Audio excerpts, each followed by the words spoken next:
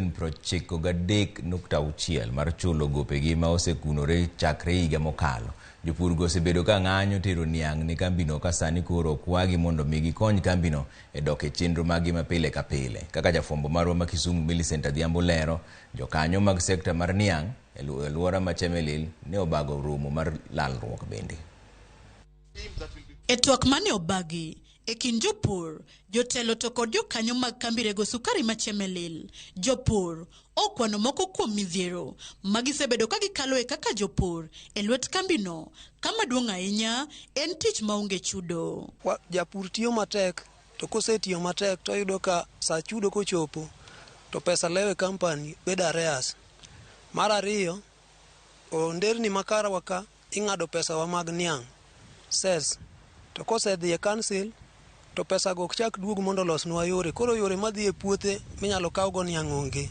Kwayo machielo mwakwayo sirikal manyalo konyowago, ka ginyalo konyowa gi soft loan mondo jopur oyudi, mondo giyud kaka gipurogo niang' maber, nikech ka pesa oselewo puothego kaka ichako iloso gionge, nikech pesa molewo ne monego bed gilosogi, koro duoko production piny. Hiyo serikali ilichokuwa inatoka ilitoa 40% na 60% bado haijalipwa. Sasa shida ile wakulima walio naye mingi sana ni maneno ya pesa, malipo. Tunateseka.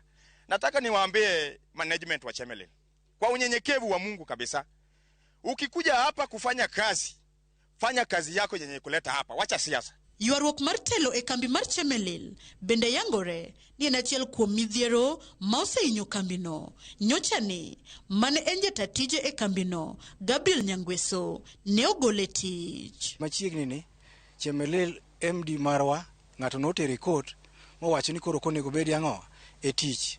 Mancho miyo tich ong'ikore kabisa, nikech jopur nowacho ni MD ni osetiyo matek e ndalo mokadhogi. Momiyo Chemelil koro ne en kama nitie. Hii siasa yenyu hii ya ndani ikiendelea, tutakuja katikati na hiyo siasa, hiyo siku itaisha.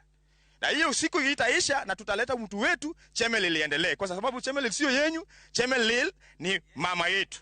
Kalure kod kambino kokalo kuom jatatije maduong' e yor kojolo, Jacqueline Kotonya, gilero ni jumbe adek mag dwe mokalo ne gigolo omenda maromo milion 93.6 mar chulo jopur, ka omenda go oriwo koda gope mag higa mokalo mane olewo gi atamalo 60. You have paid the cane up to the week ending 19th of February. That is to the farmers and to the transporters. We have gone ahead and ensured that we have paid another 7.5 million as farmers arrears. That is the arrears of the year 2022, which we had some arrears which we are now paying on a weekly basis. Tend kambino osingo ne jopur ni odhi nyime gi chwalo niang' ni mar gopegi ok nochak deki kendo. We do not want to continue having these issues of arrears to farmers, even arrears to the employees. So, but the first thing we need to get cane. So the move of management to be paying farmers as a priority was meant to ensure that we get cane all the time.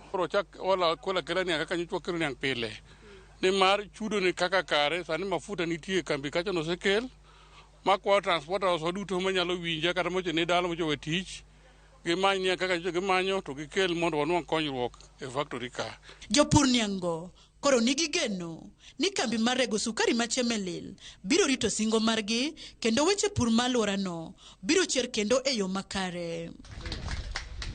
Millicent Adhiambo, Ramogi TV, Chemelil, Kisumu County.